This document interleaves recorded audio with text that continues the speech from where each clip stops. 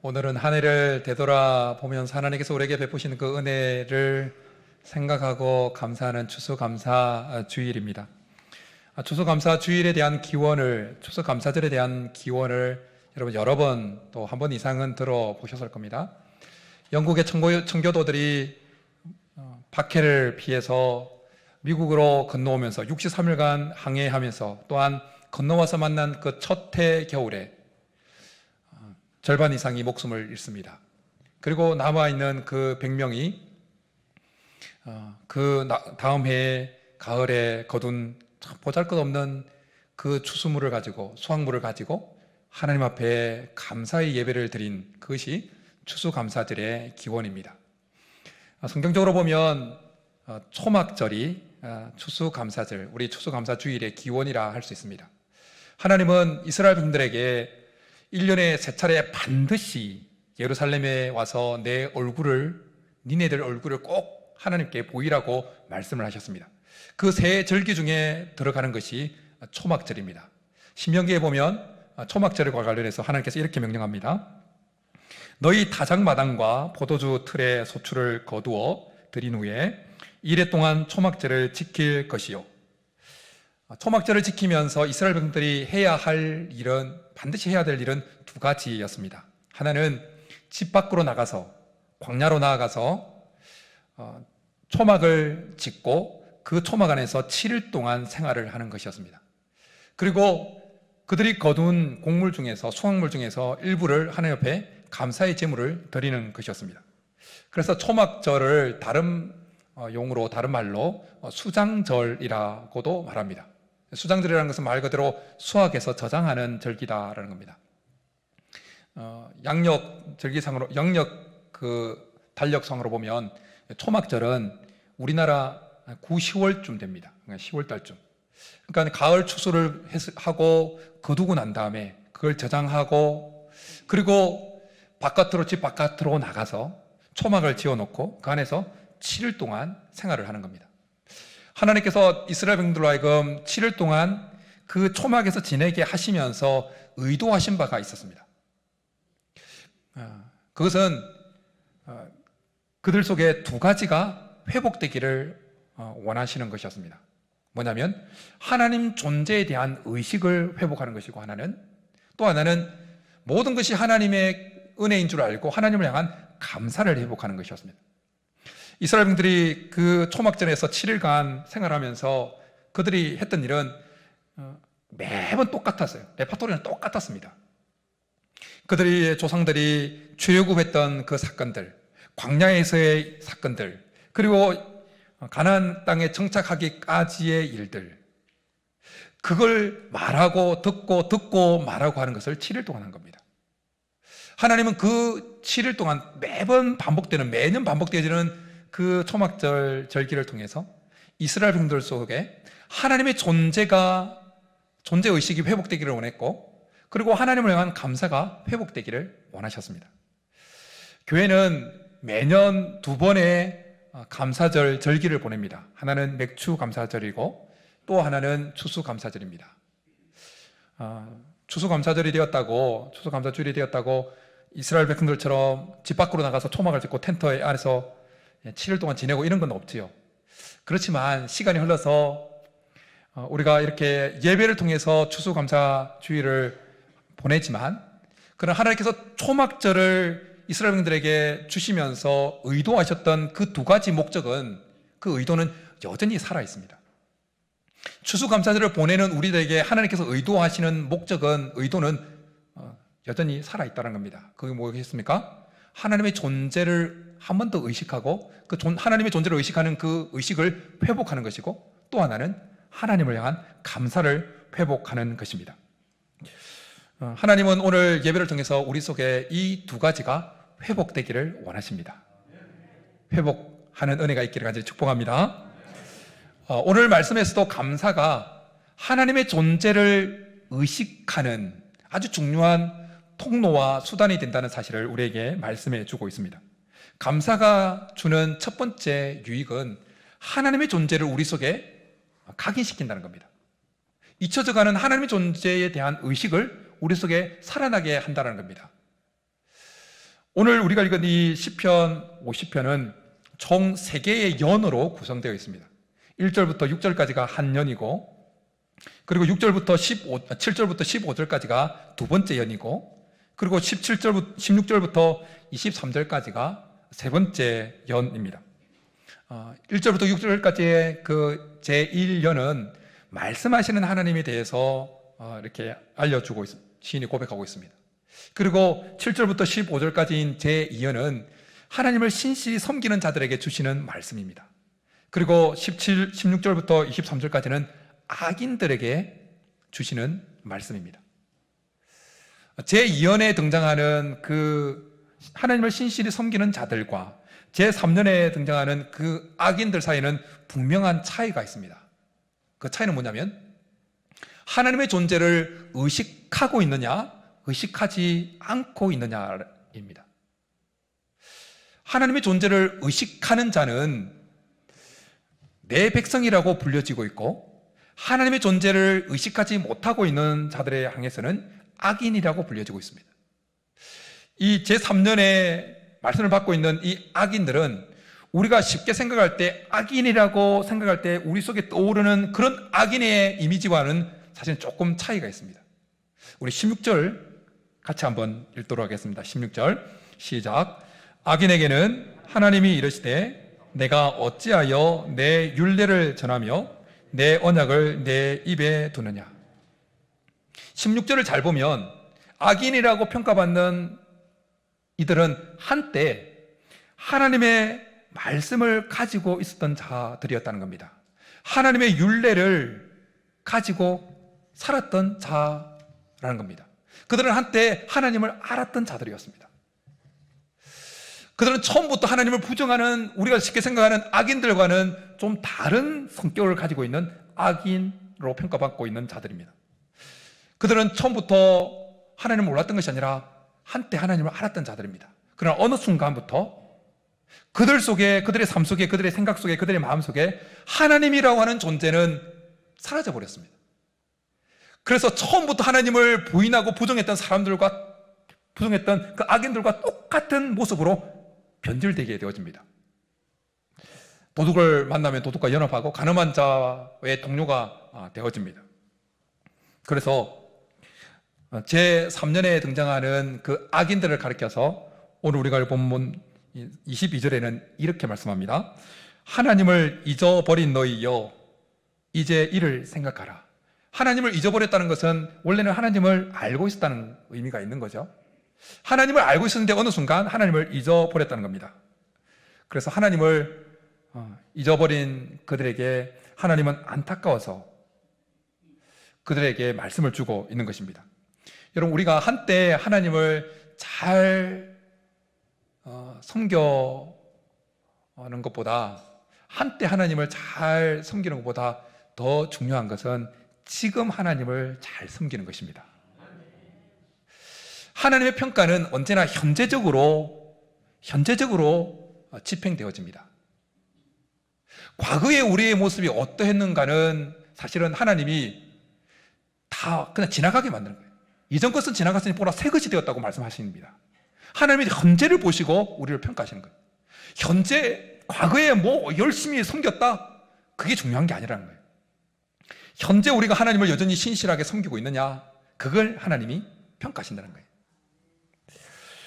오늘 시인의 시편에 등장하는, 이연에 등장하는 그 하나님을 신실히 섬겼던 자들, 그들은 하나님의 존재를 계속해서 의식하고 있었습니다. 그래서 하나님은 그들을 향해서 내 백성이라고 평가해 주십니다.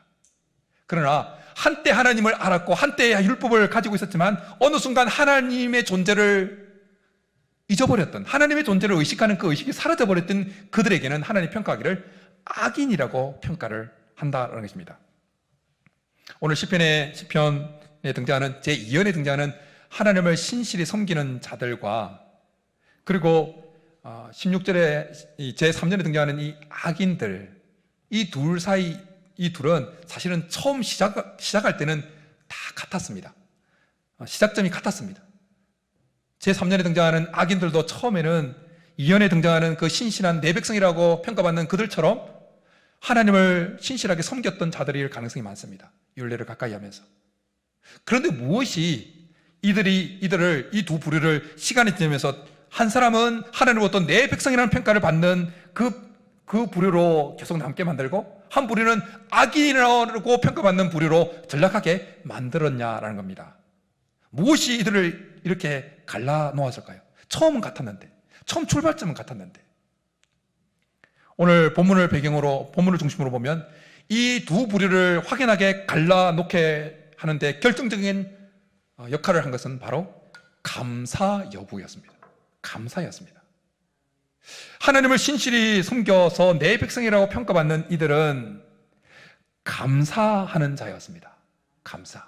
그래서 14절에 이렇게 그들을 평가하시면서 감사로 하나님께 제사를 드리며 라고 평가합니다. 그렇지만 악인이라고 평가받는 이들은 감사를 잊어버렸습니다. 그들 속에 감사가 사라졌습니다. 그래서 하나님은 그들 속에 감사가 회복되기를 원하셔서 23절에서 감사로 제사를 드리는 자가라고 한 번 더 감사를 회복할 것을 말씀합니다. 감사하는 자에게 참 많은 유익을 줍니다. 감사하면 우리 육체도 건강해지고 우리 마음도 행복해지고 사람과의 관계도 좋아지고 합니다. 그러나 여러분, 감사하는 자에게 주는 감사의 가장 최고의 유익은 뭐냐면, 감사하는 자에게 하나님의 존재가 계속해서 의식되어진다는 겁니다. 이것이 감사가 우리에게 주는 가장 큰 유익과 복입니다. 여러분, 우리가 이 땅에서 누릴 수 있는 가장 최고의 복은 뭐냐면, 주님 앞에 서는 그날까지 하나님의 존재가 계속 우리 속에서 의식되어지는 거예요. 여러분, 우리가 세상에 아무리 좋은 것을 다 얻었다 할지라도 하나님을 잊어버리면 뭐가 되는 겁니까? 아무것도 아닌 것이 되는 거예요. 아무짝에도 쓸모없게 되어지는 겁니다. 우리가 작은 것에 감사하면 그 작은 것을 통해서 우리는 하나님의 존재를 인식하고 의식하게 되어집니다.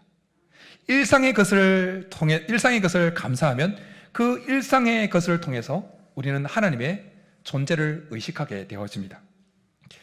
오늘 예배를 통해서 말씀을 받으면서 작은 것에, 일상적인 것에 감사를 회복해서 일상적인 것에서, 작은 것에서 하나님의 존재를 의식하는 은혜가 있기를 간절히 축복합니다.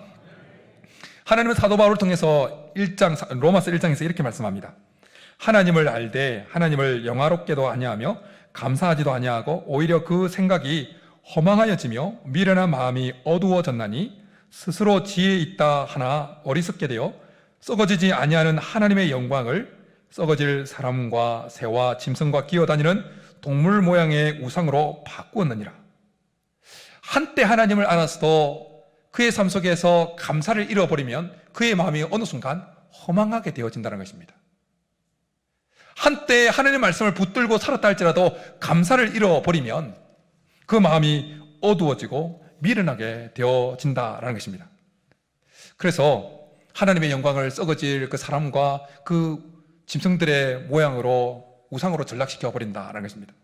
그래서 하나님은 이스라엘 백성들에게 그들의 마음이 허망해지지 않도록, 미련해지지 않도록, 어두워지지 않도록 하나님께 감사할 수 있는 초막절을 강제적으로 법으로 정해서 반드시 안 나오면 죽여버리겠다고 엄청 무서운 말씀하셨어요. 내 앞에 나오지 않는 자 막 죽여버리겠다고. 그만큼 하나님께서 이스라엘 백성들을 위하여 초막절을 그렇게 말씀하셨던 것입니다. 하나님께서 우리에게 1년에 2차례 의무적으로 감사 예물을 준비하고, 그리고 특별히 감사의 노래를 부르고 감사의 설교를 하고 감사의 고백을 하게 만드는 이 감사절을, 맥주 감사절과 추수 감사절을 우리에게 허락하신 의도도 마찬가지입니다. 감사를 잃어버려서 우리의 마음이 허망해지지 않도록, 우리의 마음이 어두워지거나 미련해지지 않도록 하려는 하나님이 우리를 사랑하셔서 주시는 절기인 것입니다. 오늘 한 번 더 우리 속에 감사가 회복되어지므로 하나님의 존재가 우리 속에 한 번 더 강하게 각인되어질 수 있기를 간절히 축복합니다. 하나님께서 오늘 시편을 통해서, 오늘 우리가 읽은 본문 이 시편을 통해서 감사가 주는 또 하나의 유익이 있다는 것을 우리에게 알려줍니다. 그것은 감사는 하나님을 영화롭게 한다라는 것입니다. 감사는 하나님께 영광을 돌리는 아주 중요한 통로가 되어진다라는 것입니다. 하나님을 영화롭게 하는 방법이 참 많이 있습니다. 그 중에 최고의 방법 중에 하나는 바로 감사입니다. 그래서 23절에서 이렇게 고백합니다. 우리 23절 같이 읽겠습니다. 시작. 감사로 드리는 자가 나를 영화롭게 그의 행위를 옳게 하는 자에게 내가 하나님의 구원을 보이리라. 오늘 23절에 감사로 제사를 드리는 자가 나를 영화롭게 하나니라는 이 말씀을 좀 주의해서 보십시오. 그냥 단순히 제사를 드리는 자가 나를 영화롭게 한다라고 말씀하지 않고 있다는 사실에 우리는 주의를 기울일 필요가 있습니다. 감사로 제사를 드리는 자가 하나님을 영화롭게 한다고 말씀합니다. 그래서 이 23절 말씀을 약간 부정적으로 바꿔서 표현하면 감사가 없는 제사는 하나님을 영화롭게 하지 못한다라는 겁니다. 하나님을 영화롭게 하는, 우리의 예배는 하나님을 영화롭게 하고 하나님께 영광을 돌리는 아주 중요한 통로가 되어지죠. 수단이 되어지죠. 그런데 이 예배 가운데 감사가 빠져버리면 이 예배는 하나님을 영화롭게 하는 통로와 수단이 되지 못한다는 것입니다. 감사가 없는 예배는 안고 없는 찐빵같이 전혀 하나님께 영광이 되어지는 그런 수단이 되지 못한다는 것입니다. 사실 이스라엘 백성들에게 제사 정말 절대적인 거죠. 근데 사실 하나님에게 있어서 이스라엘 백성들이 드리는 제사는 필요가 없었습니다. 필요한 것은 이스라엘 백성들이었죠. 하나님에게 있어서 성전 또한 필요가 없었습니다. 필요한 것은 이스라엘 백성들이었죠. 하나님께서 성전을 그들에게 주시고 그들에게 제사를 주신 것은 그들을 위한 것이었어요. 이스라엘 백성들이 하나님께 감사를 드리는 그 통로와 수단을 주시기 위해서 성전을 허락하시고 제사를 허락하셨던 것입니다. 그렇기에 하나님께 드리는 예배가 없으면 성전이 필요가 없었고, 그리고 그들 속에 하나님께 드리는 감사가 없었으면 제사가 필요가 없었고 성전이 필요가 없었던 것입니다. 하나님은 우리의 삶을 통해서 영광 받으시기를 원하십니다. 하나님은 우리를 창조하시되 아무런 목적 없이 창조하신 것이 아니지요. 우리를 창조하신 목적을 우리가 너무 잘 알고 있습니다. 뭡니까? 하나님께 영광 돌리고 하나님을 영화롭게 하는 것입니다. 근데 우리가 하나님을 영화롭게 하는 최고의 방법 중에 하나가 뭐라고요? 감사입니다. 감사. 예수님께서 10명의 나병 환자를 고치십니다. 그리고 다 가지요. 그러다가 고침을 받았던 그 한 명, 그 사마리아인이 돌아와서 예수님께 감사를 표합니다. 그때 예수님께서 이렇게 말씀합니다. 이 이방인 외에는 하나님께 영광을 돌리러 온 자가 없느냐. 예수님은 하나님께 감사를 하는 것이 곧 하나님께 영광을 돌리는 것이라고 그렇게 우리에게 알려주고 있습니다. 감사는, 말씀을 정리하면, 감사는 우리에게 하나님의 존재를 계속 의식하게 만들 뿐만 아니라 하나님께 영광을 돌리는 중요한 통로가 되어집니다. 그런데 오늘 본문에서 뿐만 아니라 성경 곳곳에서 하나님 우리에게 감사 좀 해라, 감사하라고 계속해서 말씀합니다. 초막절 안 지키면 죽여버리겠다고 감사하라고 막 겁을 줄 정도로 감사하라고 그럽니다. 우리가 또 잘 알고 있는 대로 범사에 감사하라. 이는 그리스도 예수 안에서 너희를 향한 하나님의 뜻이니라. 범사에 감사하라고 그래요. 그럼 이런 의미를 들어요. 아니, 한 번만 감사하라고 말씀하셔도 되는데 성경을 펼칠 때마다 감사하라. 왜 그렇게 하나님께서 계속 감사하라는 명령을, 감사는 해도 되고 안 해도 되는 것이 아니라 명령형으로 감사하라고 우리에게 주어지냐라는 겁니다. 왜 하나님은 계속해서 감사하라고 말씀하실까요? 그 이유는 우리는 너무 쉽게 감사를 잃어버리는 자들이기 때문이라는 겁니다.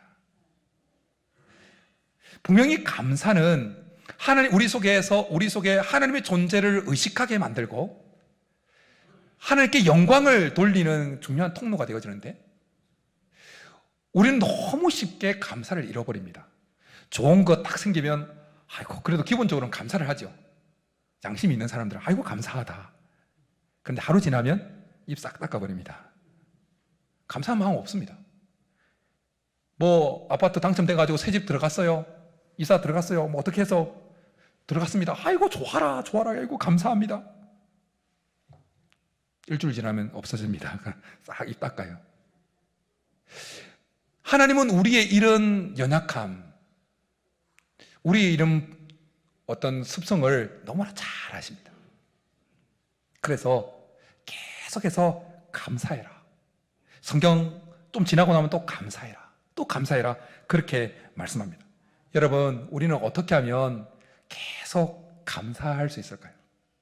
하나님께서 그렇게 우리에게 감사하라고 그러는데, 감사해야 하나님의 존재가 우리 속에서 사라지지 않냐고, 존재가 계속 의식되어지고 하나님께 영광 돌릴 수가 있는데, 우리는 어떻게 하면 그 감사를 잊어버리지 않냐고, 아이고 눈을 떠도 감사, 눈을 감아도 감사, 아침에 눈 뜨면 감사, 눈 감기 전에도 감사. 우리 찬양 가사처럼 날고 나신 주 감사, 가시도 감사, 장미꽃도 감사, 눈물도 감사하고 기쁨도 감사하고 모든 것에 그렇게 감사할 수 있냐는 겁니다. 한 가지를 제안합니다. 그 방법 중에 하나는 뭐냐면 당연함을 극복하는 것입니다. 당연함을 부정하는 것입니다. 당연한 것은 없다는 사실을 잊지 않는 것입니다. 하나님께서 이스라엘 백성들에게 초막을 짓고 그 안에서 7일 동안 지내게 합니다. 여러분 편했겠습니까? 불편했겠습니까? 불편하죠. 7일 동안 초막 짓고 그 안에서 불편하게 자고 또 뭐 어렵게 또 구워 삶고 막 먹고 하면서 불편함 속에서 그들이 뭘 깨닫겠습니까? 집에서 따뜻하게 등 따뜻하게 지내는 거 그게 당연한 게 아니었네. 그러면서 그 당연함이 옆에서 빠져나오면서 이게 하나님의 은혜로 주어진 거구나. 그러면서 하나님을 향한 감사가 회복되어지고 하나님의 존재의식이 그들 속에 살아나게 되어졌다는 것입니다. 여러분 아무리 작은 것이 우리에게 주어졌다 할지라도 그걸 당연하게 여기지 않으면 그 속에 감사가 있습니다. 감사의 마음이 생깁니다. 그러나 억만금을 받아도 그걸 당연하게 여기면 그것에 대해서 감사가 생기지 않습니다. 때때로 우리 성도님들이 그래도 목회자라고 담임 목사라고 귀한 마음을 담아서 선물을 주십니다. 근데 사람의 마음이 참 감사합니다. 참 감사합니다. 막 받잖아요. 그럼 무덤덤해지려고 그래요. 그래서 제 마음을 칩니다. 이 작은 것이라 할지라도 이것을 드리려고 나한테 목사인 나에게 주려고 했던 그분의 마음을 읽으려고 합니다. 그러면 이게 당연한 게 아니구나. 얼마나 마음이 담겨있는 것인가. 감사가 나와요. 여러분 아무리 작은 것이라 할지라도 그걸 당연하게 여기지 않으면 그 속에 감사한 마음이 일어나는 것입니다. 그러나 아무리 좋은 거 받아도 아무리 엄청난 것을 받아도 당연히 내가 받아야 되지. 그러면 감사한 마음 생기지 않습니다. 출애굽한 이스라엘 백성들이 가나안 땅을 향해 가면서 끊임없이 하나님께 원망과 불평을 합니다. 그런데 왜 그들이 계속해서 하나님께 원망하고 불평했을까요? 하나님께서 그들에게 은혜를 베풀지 않아서일까요? 아니면 하나님께서 그들에게 역사하지 않아서일까요? 아닙니다. 우리가 알고 있는 대로 하나님은 엄청난 은혜를 이스라엘 백성들에게 쏟아부으셨어요. 하나님의 역사는 끊임없이 일어났습니다. 계속해서 일어났습니다. 그런데 왜 그들은 원망하고 불평하고 그렇게 못 살겠다고 죽겠나라고 그렇게 했을까요? 그것은 하나님께서 베푸신 그 은혜와 그 손길을 당연한 것으로 여겼기 때문입니다. 여러분 출애굽한 이스라엘 백성들 그들이 마라의 썰물을 경험했을 때 그 마라의 썰물이 단물이 있었을 때 그들이 감사했다는 그 말씀이 없습니다. 그냥 당연히 여겼습니다. 그들이 만나와 메추라기를 경험했습니다. 매일 내리는 만나를 먹었습니다. 그런데 그것에 대해서 성경에 그들이 감사했다는 표현이 없습니다. 당연하게 여긴 것입니다. 아말렉과의 전쟁에서 승리했을 때 그들이 그것에 대해서 감사했다는 표현이 전혀 없습니다. 당연하게 여긴 것입니다. 하나님께서 바위를 쪼개서 물을 내셔서 그들의 목마름을 해결해 주셨을 때 그들이 그것에 대해서 감사했다는 말씀이 없습니다. 당연하게 여긴 것입니다. 출애굽한 이스라엘 백성들이 출애굽을 해서 그 가나안 입구 앞까지 오게 된 그 여정과 그 사이에 주어진 그 말씀이 기록되어진 것이 출애굽기부터 해서 신명기까지입니다. 그 네 권의 성경 어디를 뒤져도 이스라엘 백성들이 명시적으로 하나님께 감사했다는 표현이 한 번도 등장하지 않습니다. 믿어지지 않거든 성경을 다시 한번 읽어보십시오. 출애굽부터 신명기까지 이스라엘 백성들이 명시적으로 이스라엘 백성들이 여호와께 감사했더라, 이 표현이 한 번도 등장하지 않습니다. 물론 명시적으로 기록되어지 있지 않다고 해서 이스라엘 백성들이 하나님께 한 번도 감사하지 않았다고 그렇게 말할 수는 없겠죠. 홍해 건너고 난 다음에 미리암이 나와서 막 북치고 하면서 하나님을 찬송한 거 보면 감사를 했겠지요. 그러나 명시적으로 이스라엘 백성들이 여호와께 감사했다는 그 표현이 한 번도 등장하지 않는 것은 우리에게 시사하는 바가 참 큽니다. 그들은 하나님께 감사했는지 모르겠습니다, 처음에는.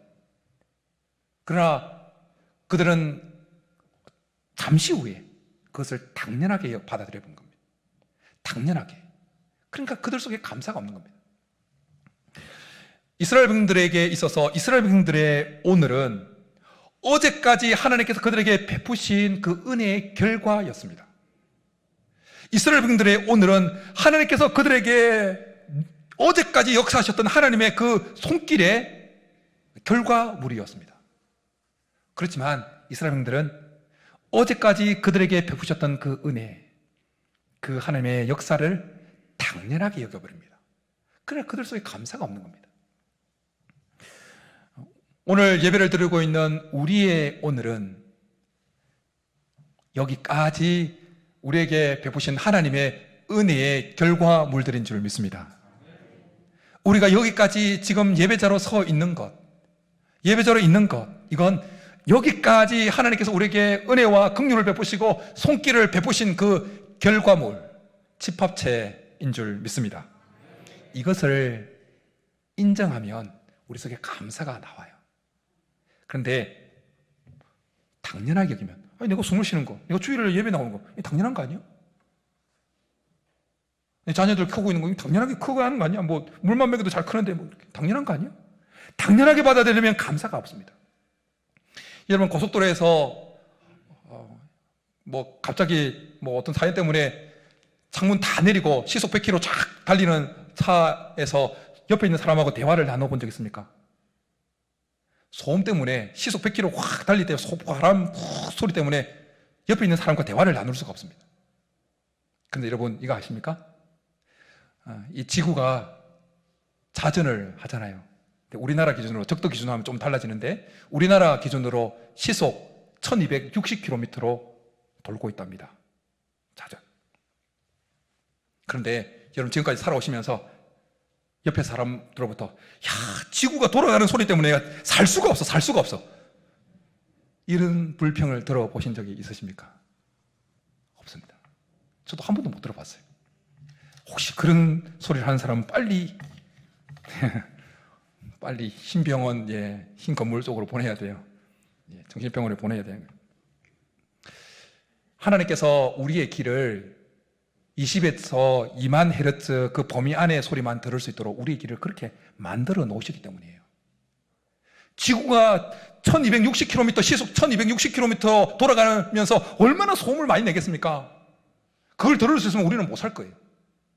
하나님은 그 소음이 우리가 들을 수 있는 그 범위를 훨씬 헤르츠를 넘어가 버리게 만드셔서 그냥 우리가 살고 있는 거예요. 하나님은 은혜인 것입니다. 여러분 교통사고를 심각하게 당해서 병원에 응급실에 입원하게 되어지면 산소통 해서 인공호흡기 탁 달아놓습니다. 그 비용이 만만치 않게 나옵니다. 근데 여러분 우리는 지금 공짜로 숨을 쉬잖아요. 공짜로. 전기세 올린다고 그럽니다. 전기로 빚을 내고 열을 냅니다. 근데 우리는 공짜로 하나님께 주시는 그 태양빛을 공짜로 빛을 보고 열을 누립니다. 당연하게 여기면 감사가 없어요. 근데 이게 하나님의 은혜구나. 그럼 우리 속에 감사가 일어나는 것입니다. 정범진이라고 하는 사람이 있습니다. 이 사람이 조지 워싱턴 대학에 재학 중일 때 끔찍한 교통사고를 당합니다. 그래서 전신마비를 입습니다. 삶이 불행해져 버린 거죠. 그런데 각고의 노력 끝에 뉴욕의 최연소 검사가 됩니다. 그리고 몇 년 전에는 워싱턴 뉴욕시 형사법원 판사로 지명됩니다. 우리나라도 그렇거니와 미국에서 판사라는 그 자리는 아주 존경받는 자리입니다. 근데 그가 책을 한 권 썼는데 그 책에 이런 글을 써놨습니다. 단 하루만 걸을 수 있다면 내가 가장 하고 싶은 것은, 이 사람이 뭐라고 썼을까요? 한 발걸음 걸었으면 가장 하고 싶은 건 화장실에 들어가 변기 앞에서 시원하게 오줌을 누는 것이다. 여러분, 오늘 또 예배 마치고 화장실 갈 거잖아요. 그게 당연한 게 아니라는 거예요. 우리가 일상에서 당연하게, 의식 없이 당연하게 누리는 그 수많은 것들은 누군가의 일평생 소원 리스트 1순위에 들어가는 것들입니다. 우리의 삶에 당연한 것은 없는 것입니다. 다 하나님의 은혜로 주어진 것입니다. 이것을 알 때, 이 당연함의 늪에서 빠져나올 때 우리 속에 감사가 회복되어지면서 하나님의 존재를 의식하게 감사하면서 하나님의 존재를 의식하게 되어지고 그 감사를 통해서 하나님께 영광을 돌릴 수 있게 되어진다는 것입니다. 예수님은 요한복음 11장에서 죽은 나사로를 살려내는 모습, 요한복음 11장에 보면 예수님께서 죽은 나사로를 살려내는 모습이 기록되어 있습니다. 근데 그 기사 가운데 예수님께서 감사하는 부분이 참 인상 깊게 다가왔습니다. 예수님께서 무덤 앞에 이르렀을 때 불특정 다수들에게 무덤 문을 굴러내라고 이야기를 합니다. 그때 이제 어떤 사람들이 나사로가 묻혀있는 그 무덤에 돌을 쫙 굴려내죠. 그때 썩은 냄새가 훅 뻗쳐나올 겁니다. 그때 예수님께서 무슨 행동을 하셨는지 이렇게 말씀합니다. 예수께서 눈을 들어 우러러 보시고 이르시되 아버지여 내 말을 들으시는 것을 감사하나이다. 근데 이걸 잘 보십시오. 예수님께서 감사한 대상이 누굽니까? 하나님 아버지예요. 근데 하나님 아버지와 예수님 아들 예수님과의 관계가 어떻습니까? 서먹서먹한 관계입니까? 말이 별로 안 통했는데 아이고 이제 말씀 들어주셔서 감사합니다, 그런 사이입니까? 아니에요. 아주 친밀한 관계. 그래서 이 본문은 사실은 내 말을 들으신 것을 감사합니다, 이 표현의 헬라 원문을 보면 말에 해당되어지는 헬라가 없습니다. 그냥 나를 들으신 것을 감사합니다, 원문적으로 보면 이 말이에요. 그만큼 그냥 딱 붙어있는 그 사이, 말을 듣고 말을 하고 이것이 그냥 너무 일상인 그 사이인데 예수님은 그 일상인 것을 그냥 지나치지 아니하고 감사를 하나님께 표현한 거예요. 감사를. 그런데 예수님께서 이 감사를 표한 이유를 말씀해 줍니다. 둘러선 사람들을 위함이라, 그렇게 말씀합니다. 그리고 오늘 요한복음 11장을 기록해서 우리에게까지 오게 하신 이유가 있는 거죠.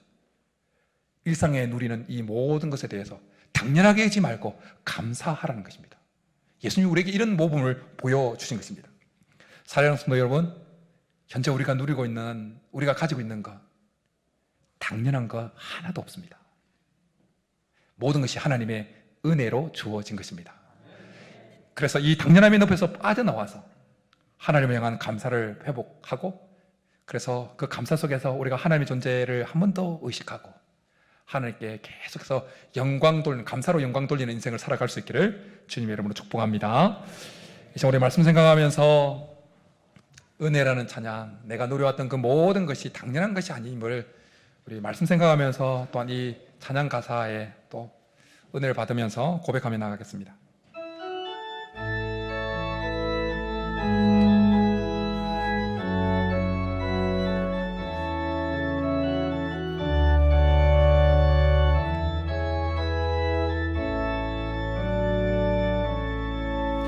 내가 누려왔던 모든 것들이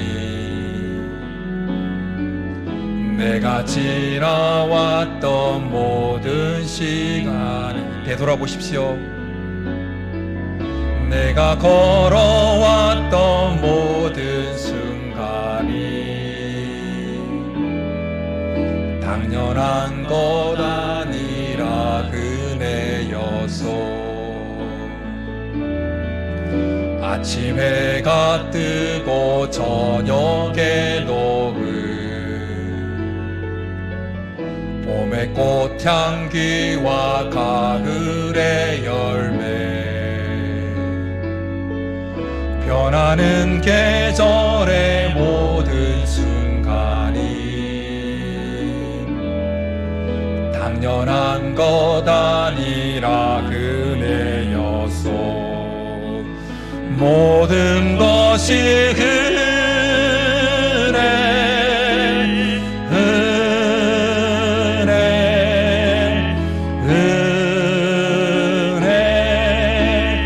한없는 은혜 내 삶에 당연한 것 하나도 없었던 것을 모든 것이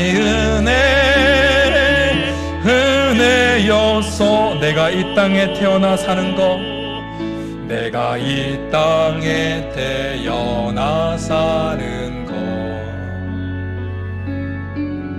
어린아이 시절과 지금까지 숨을 쉬며 살며 꿈을 꾸는 삶 그렇습니다. 주님 당연한 것 아니라 은혜여서 내가 하나님의 자녀로 살며 오늘 찬양하고 예배하는 삶 복음을 전할 수 있는 축복이 당연한 것 아니라 은혜여서 모든 것이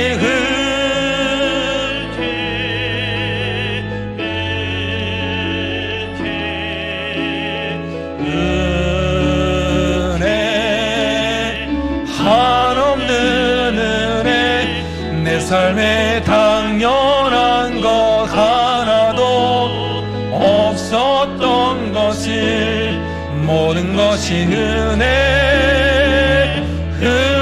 모든 것이 은혜 모든 것이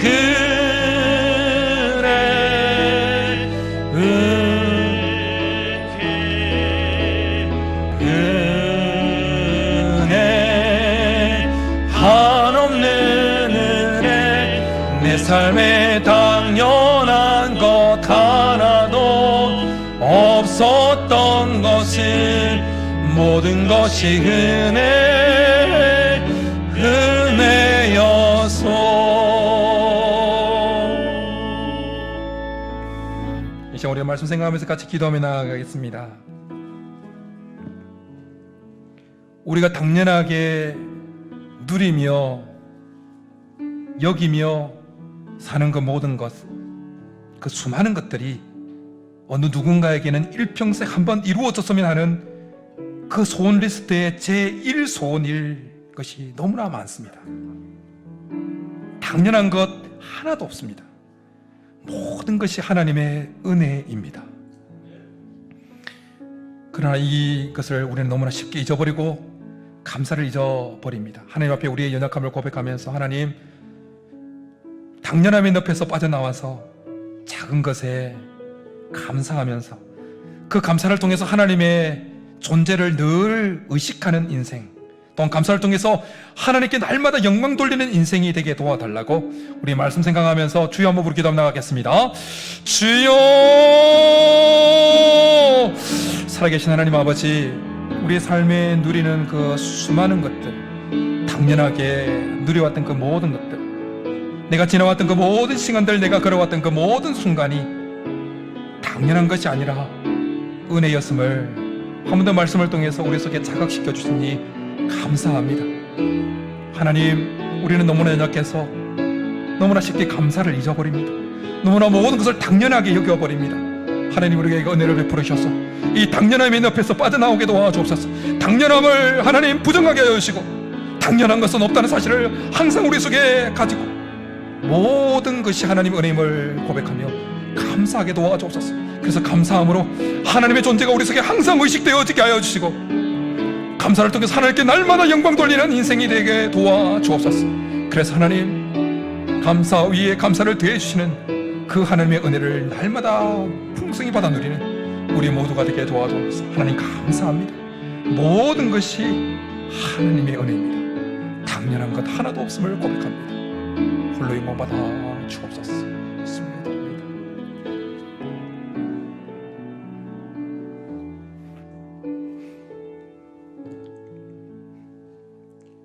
지금 우리의 삶이 형통하든지 어렵고 힘들든지 관계없이 여기까지 지내온 모든 것이 하나님의 은혜임을 고백합니다. 우리가 당연하게 누려왔던 그 우리의 삶의 수많은 가지들이 어느 누군가에게는 일평생 한 번이라도 이루어졌으면 하는 소원이라는 사실을 말씀을 통해서 한 번 더 깨닫게 하시며 우리의 삶에 당연한 것은 하나도 없다는 사실을 일깨워 주시니 감사합니다. 하나님, 우리가 이 당연함의 늪에서 빠져나와서 날마다 하나님께 감사함으로 그 감사를 통해서 하나님의 존재를 날마다 의식하게 하시고, 감사를 통해서 하나님께 날마다 영광 돌리는 인생 되도록 우리에게 은혜 위에 은혜를 베풀어 주옵소서. 그렇게 주실 줄 믿고 감사를 드리며 예수님의 이름으로 축복하며 기도드립니다.